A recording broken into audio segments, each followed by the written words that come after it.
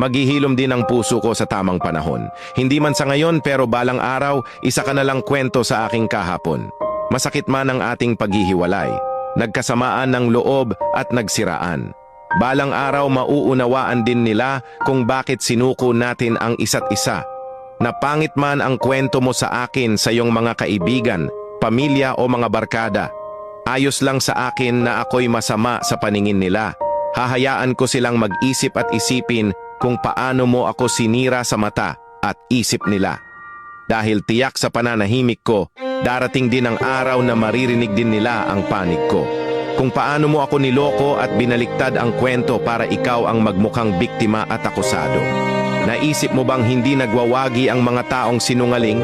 Lalo na kung nagmahal ng totoo ang hangad at hangarin. Ngunit sa kabila ng lahat na pinapakita at pinaparamdam mo, ay nagawa mo siyang pagtaksilan ng nakatalikod ang tao. Dahil hindi ka marunong makontento, kaya mas mainam na lang na sila ang makatuklas ng tunay natin dahilan para malaman nila ang buong katotohanan.